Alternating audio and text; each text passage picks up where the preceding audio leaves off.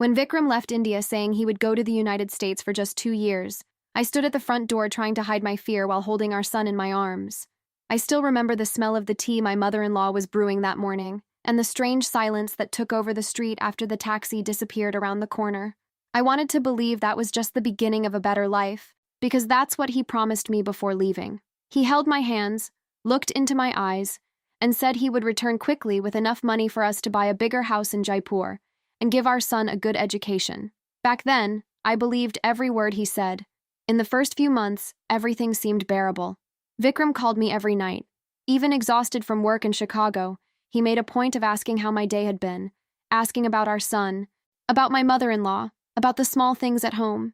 And I felt loved, even with an entire ocean separating us.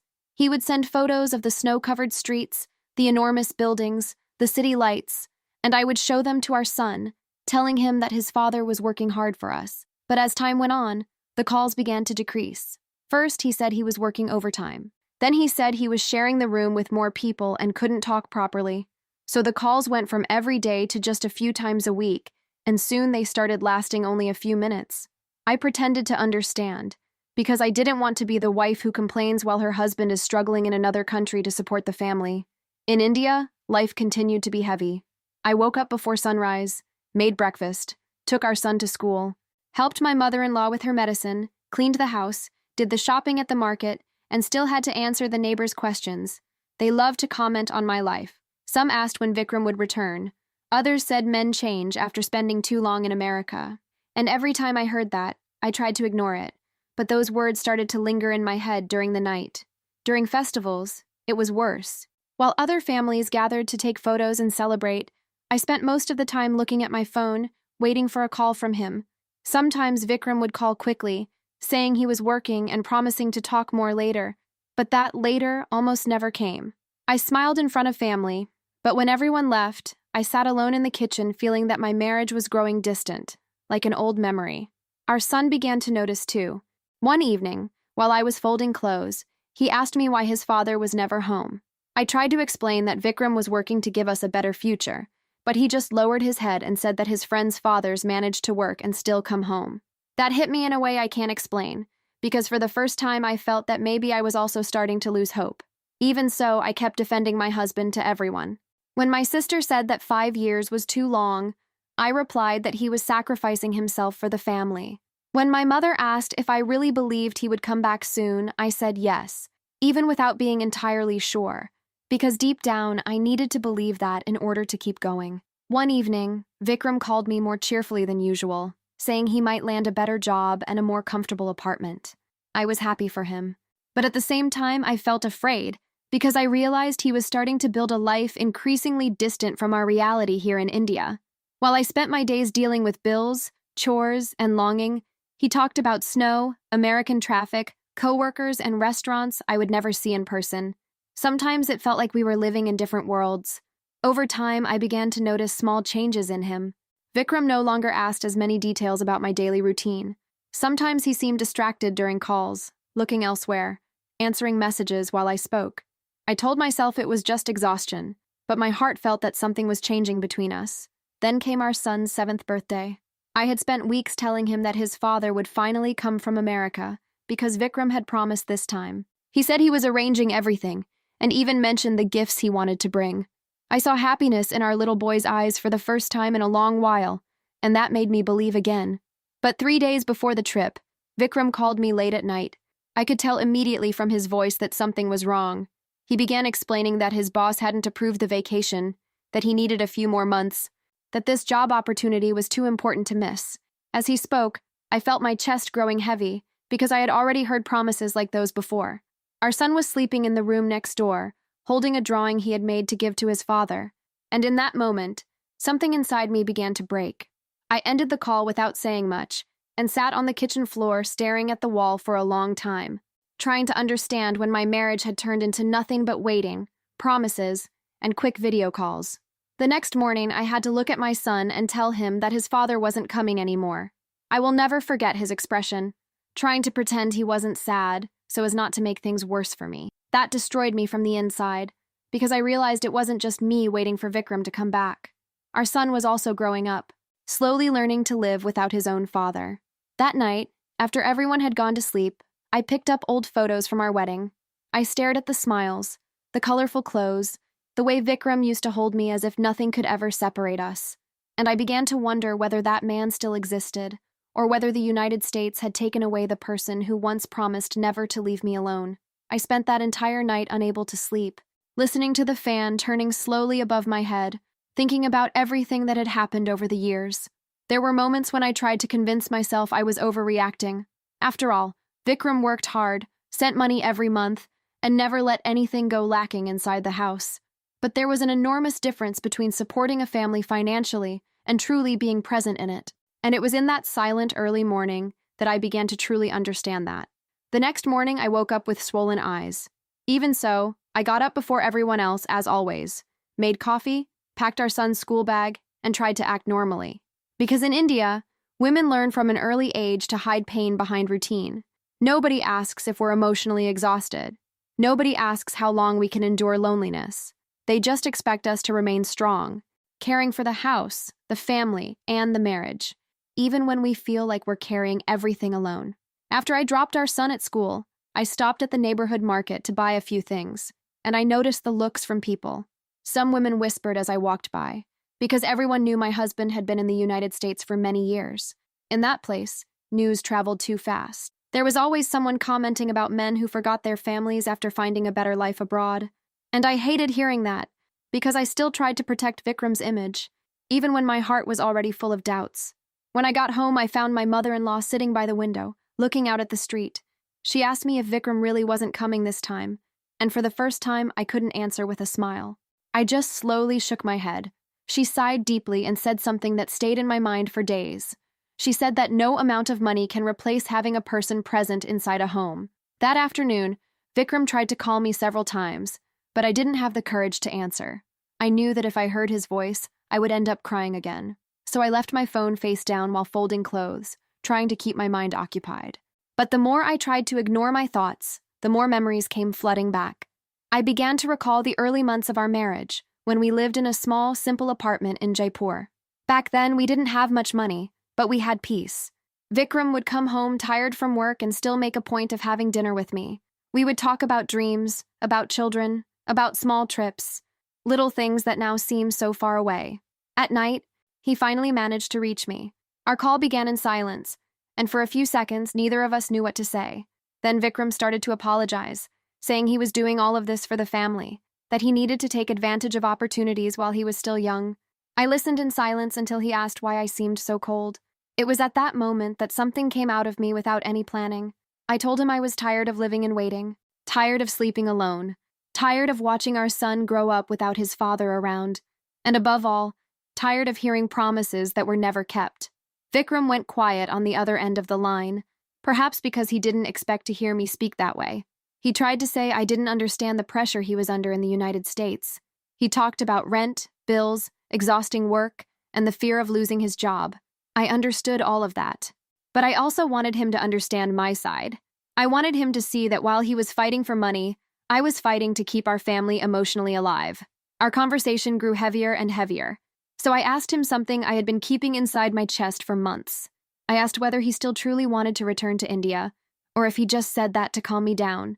There was a silence too long before his answer, and in that small silence, I felt afraid, because sometimes silence reveals things that words try to hide. Vikram answered that he still loved us, but that his life was now too complicated to simply abandon everything and come back.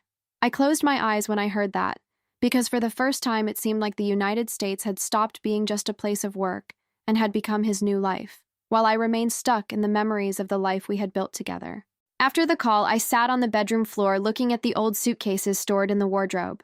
One of them still had tags from the time he used to travel around India to visit relatives before he left. I remember touching that suitcase as if I were trying to touch the past. And in that instant, I began to ask myself how long a woman can wait before realizing she is slowly being left behind. In the days that followed, Vikram grew more distant. He would send quick messages asking about our son and the house, but seemed to avoid deeper conversations. I also stopped pushing because something inside me was slowly changing. The sadness began to transform into emotional exhaustion, and that kind of exhaustion is dangerous, because there comes a moment when a person simply stops fighting. One afternoon, I went to pick up our son from school, and the teacher called me aside to talk. She said he had been quieter in class, and that he drew his father holding an airplane almost every day. When I heard that, I felt such a tightness in my chest that I had to breathe deeply to keep from crying in front of her. On the way home, he held my hand and asked me if his father loved the United States more than us. I stopped in the middle of the street because I didn't know what to say. No mother is prepared to hear that kind of question from her own child. So I just knelt in front of him, fixed his hair, and said that his father was working very hard. But deep inside, I began to wonder the same thing. That night, I looked through Vikram's profile photos on social media. I noticed that he smiled more in pictures taken with coworkers than in video calls with me. There were photos at American restaurants, lit-up streets, simple get-togethers with friends. And as I looked at all of it, I had the strange feeling that I was watching the life of a man who no longer fully belonged to our family. That was when something happened inside me. For the first time in many years, I stopped thinking only about what Vikram wanted and started thinking about myself. I started thinking about the woman I had become while waiting for someone who never arrived. I started thinking about how much my life had been standing still while the rest of the world moved forward. And for the first time, a question appeared clearly in my mind. How long will I keep waiting for someone who may have already left, emotionally, a long time ago? After that question, my routine continued the same on the outside, but completely different on the inside. I still woke up early, still made coffee, still took our son to school and kept the house, as I always had. But there was a new silence inside me, a silence I didn't fully understand myself, because for years my life had revolved around waiting, waiting for a call, waiting for a visit, waiting for a promise to be kept. And now, for the first time, I began to imagine what it would be like to live without waiting for anything at all. The days started growing warmer in Jaipur, and the afternoons seemed even longer. I used to leave the kitchen window open while making lunch, and often caught myself staring out at the street, not realizing how much time had passed, watching people coming and going, families walking together, vendors shouting at the market, children chasing each other. Small, ordinary scenes that suddenly began to make me envious, because all those people seemed to be living in the present, while I was trapped between memories and expectations. Vikram kept sending money regularly, and perhaps that was exactly what confused my feelings, because he never abandoned us financially. On the contrary, many things in our life had improved thanks to his work in the United States. We had renovated the house. Our son was studying at a better school. My mother-in-law had access to medical treatments that would have been impossible before. But the more comfort arrived, the emptier our relationship seemed to become, and that made me feel guilty sometimes. I asked myself if I was being ungrateful for wanting more than financial stability. On a Friday evening, my sister came to visit. She brought sweets for our son and stayed talking with me in the kitchen after he fell asleep. For a long time, we avoided talking about Vikram, but at some point, she held my hand and asked if I still felt married. That question hit me in a strange way, because I had never thought about it so directly. I stayed silent for several seconds, and then I realized I no longer knew the difference between having a husband and simply receiving occasional calls from someone who lives on the other side of the world. My sister said she could see how emotionally exhausted I was, and told me I needed to think about my own happiness too. Not just the family, not just the sacrifice, not just the promises. That night, after she left, I stared at my reflection in the bathroom mirror for a long time. I noticed small marks of tiredness around my eyes. I noticed I no longer smiled the way I used to. And the most frightening thing was realizing that I was only 29 years old, but I felt so much older emotionally, as if the waiting had consumed an enormous part of my youth. A few days later, Vikram called saying he might finally get vacation time at the end of the year. Normally, I would have been excited, but this time I just listened in silence. He noticed my cold reaction and asked what was going on. So I replied that I no longer knew what to believe, because every time he promised to come back, something changed at the last moment. Vikram got irritated. He said I didn't understand how difficult life in the United States was. He said many immigrants spent years away from their families and that it was normal. But I didn't want to hear what was normal for other people. I wanted to know how long this would keep destroying our own family. Our conversation began to turn into an argument, and for the first time he raised his voice at me, asking what I wanted him to do. Abandon everything and come back to India with nothing. I felt tears running down my face in that moment, because I realized that for him, the situation had become a choice between money and family, when for me it should never have been that way. I breathed deeply, trying to stay calm, and said something that had been locked in my heart for a long time.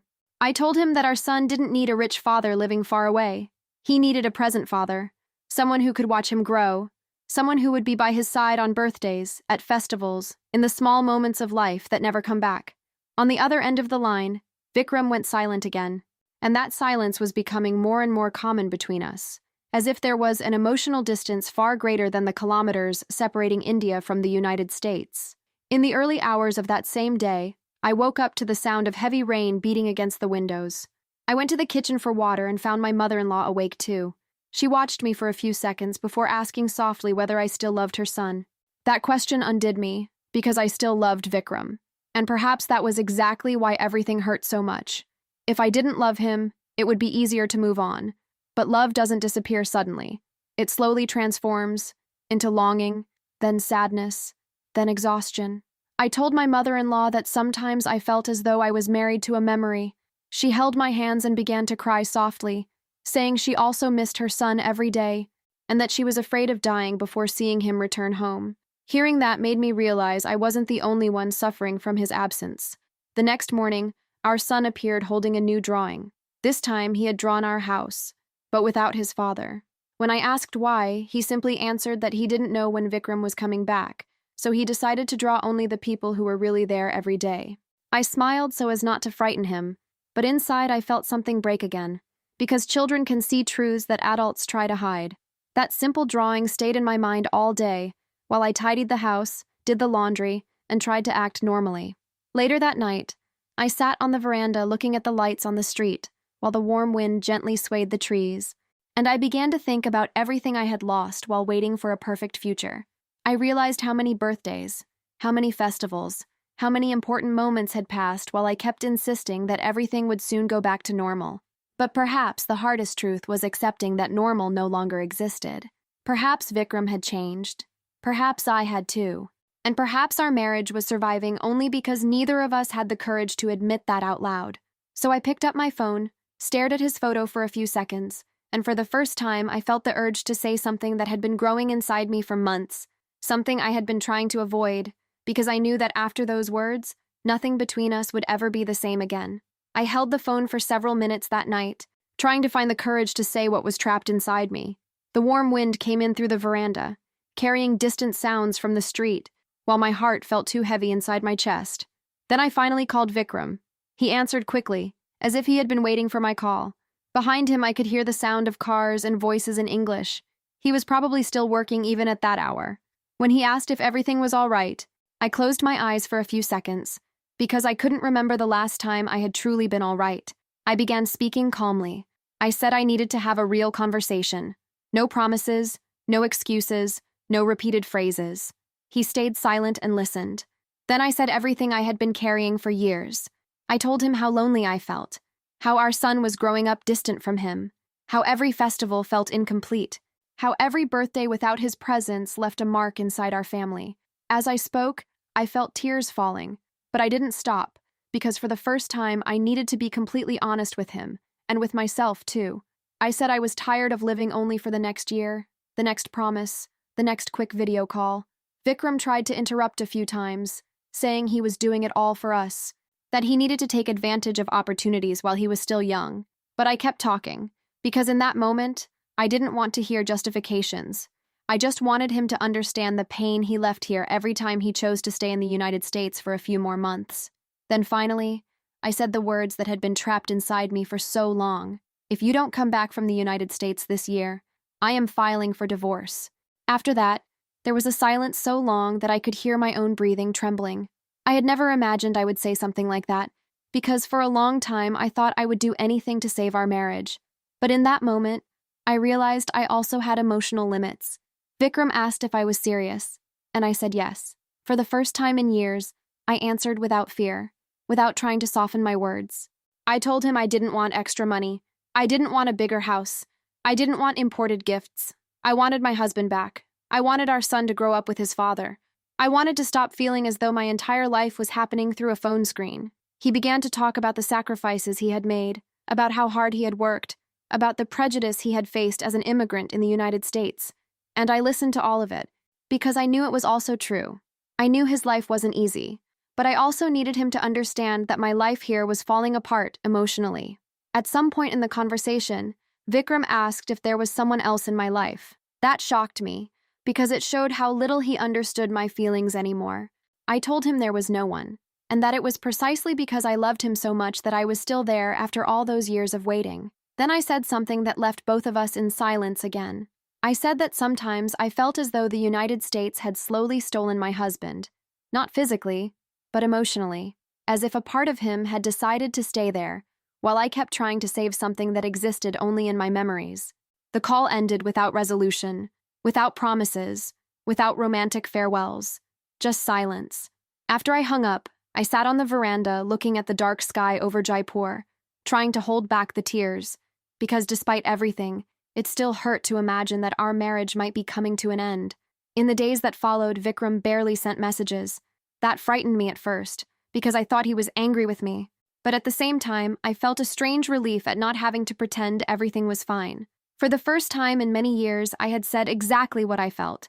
My behavior began to change without me noticing. I started going out more with my son.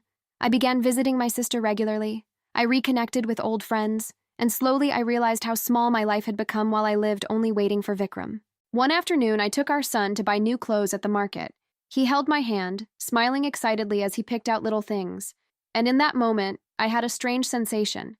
I realized that despite all the sadness, there were still beautiful parts in my life, parts I had stopped seeing because I was focused only on my husband's absence. That same night, I received an unexpected message from Vikram. He wrote just one sentence. "Maybe I've been away from home too long."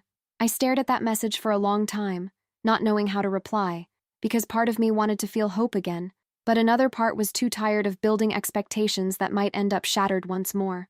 A few minutes later, he called. This time his voice sounded different, lower, more tired. He told me he had begun to realize how much he was missing of our son's life. He said he had seen recent photos and noticed how much the boy had grown up without him. He said there were times when he came home exhausted to his small apartment in Chicago and felt an enormous emptiness, even after all those years of working without stopping. For the first time in a long while, I felt sincerity in Vikram's voice. Not the man trying to convince his wife to wait a little longer, but someone finally admitting he was also lost. We talked for hours that night. We remembered our wedding, the hardships of the early years, the small, simple things we had before distance turned everything into longing. And at some point, Vikram began to cry softly, saying he was afraid to come back to India without having achieved everything he had promised. That made me understand something important. All those years, I thought he was choosing the United States because he loved his new life more. But perhaps a part of him was simply trapped by the fear of disappointing his own family after so much sacrifice. I breathed deeply and told him that our son didn't need a perfect father or a rich one. He just needed his father, truly present. On the other end of the line, there was another silence, but this time it felt different. It felt like the silence of someone thinking deeply about his own life. Before hanging up, Vikram said he needed to make an important decision and promised that this time he wouldn't make empty promises. Then the call ended, leaving my heart divided between hope and fear, because after so many years apart, I no longer knew whether love alone would still be enough to save everything that distance had destroyed. After that conversation, I realized that something had truly changed between us, not because all the problems had suddenly disappeared, but because for the first time in many years, Vikram seemed willing to see the pain he had left behind here in India while trying to build a life in the United States.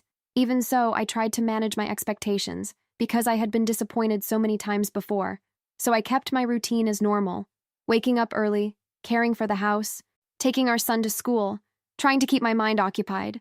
But deep down, my heart remained restless, waiting for some sign that this conversation wouldn't be just another forgotten promise. The days passed slowly, and Vikram began calling more often. He wanted to know small details of our lives. He asked about our son's school. He asked what my mother-in-law was eating. He even asked about the plants on the veranda, small things he had stopped noticing long ago. Our son began to feel the change too. One evening during a video call, Vikram asked him to show his new drawings, and spent almost an hour talking with him animatedly, something that hadn't happened in years.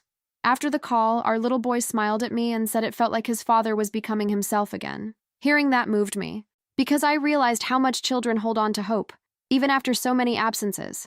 But at the same time, I was still afraid, because I knew that beautiful conversations are easy, The difficult part is changing your own life, especially after spending so many years in another country. One night, I woke up to a message from Vikram saying he needed to tell me something important. My heart raced immediately. I imagined thousands of terrible possibilities before even opening the message. Then I read the words slowly. He had written that he had resigned from his job in Chicago. I sat frozen, staring at the screen, unable to believe what I was seeing. A moment later, he called and began to explain. He said he had been thinking about our conversation every day. He said he had realized how much time he had lost trying to reach an idea of success that never seemed to be enough. He said he always believed he needed just a few more months, one more raise, one more opportunity, while his own family's life kept happening without him.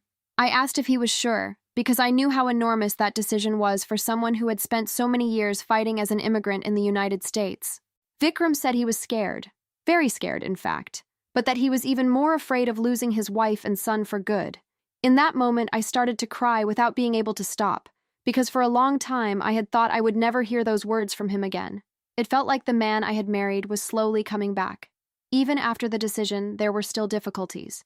He had to sort out documents, organize finances, sell some things, and speak with people at work, so it wouldn't be an immediate return.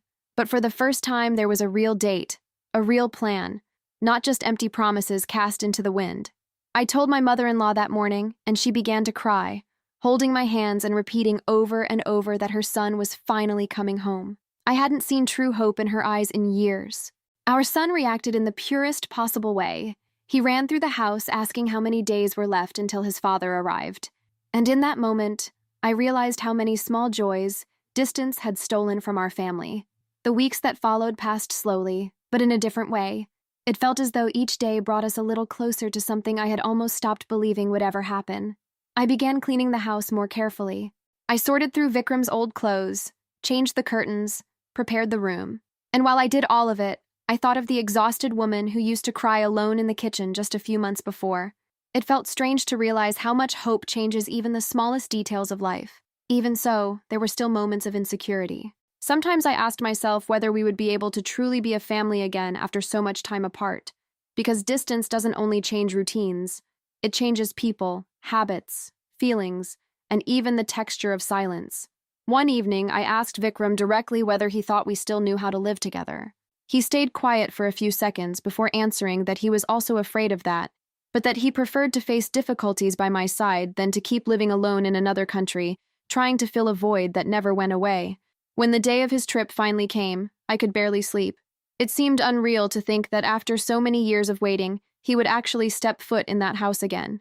We went to pick him up at the airport in the early hours of the morning.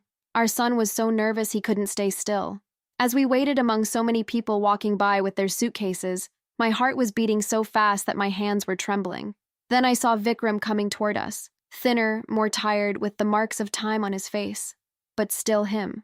Our son ran first, hugging his father with such force that several people nearby stopped and watched with emotion. I stood still for a few seconds, just watching, because for years I had imagined that moment so many times that it seemed impossible to believe it was finally, truly, happening. When Vikram hugged me, I felt something difficult to put into words. It wasn't perfect happiness, because there were still wounds between us. There were still lost years, accumulated longing, difficult silences. But in that embrace, there was also relief. There was reunion. There was the feeling that perhaps we still had a chance. On the way home, our son didn't stop talking, listing everything he wanted to do with his father, while Vikram just looked out at the city through the car window, like someone trying to recognize a place he should never have left for so long. That night, after everyone had gone to sleep, Vikram and I sat on the veranda in silence, looking at the lights on the street, exactly as I used to do alone, so many times before. Then he held my hand and said softly that he was sorry for all the lost years. I breathed deeply, looking at the man who had been so far away emotionally for such a long time, and realized that some pains never fully disappear. But certain people still deserve a second chance, when they finally understand the true value of their own family. And it was in that quiet stillness of the early morning in Jaipur, after so many years of distance, fear, longing, and broken promises, that I finally felt something I hadn't felt in a very long time: peace. The months that followed were not perfect, as they are in films, because the truth is that no one spends so many years apart without carrying marks inside their heart. But little by little, our home began to feel like a family again, and that already meant more than I could explain. In the beginning, Vikram seemed lost inside his own routine. He woke up early out of habit, as he had in the United States, and sometimes walked through the house in silence without quite knowing what to do, because for years his life had been nothing but work, sleep, repeat. Here, everything was different. There was the noise of neighbors, the smell of fresh food, children playing in the street, small, ordinary things he had forgotten. Our son wouldn't leave his father's side for even a minute. He wanted to show him his toys, his school notebooks, his favorite spots around the neighborhood, and even small stories he had held on to for years, waiting for the chance to tell them in person. There were moments when I caught Vikram watching the boy in silence, his eyes full of tears, probably realizing everything he had missed while he was away. Sometimes that hurt me too, because even though I was happy he had come back, I couldn't completely forget the empty birthdays, the lonely nights, the times I had to be strong on my own while pretending to everyone that our marriage was fine. But something important changed in both of us.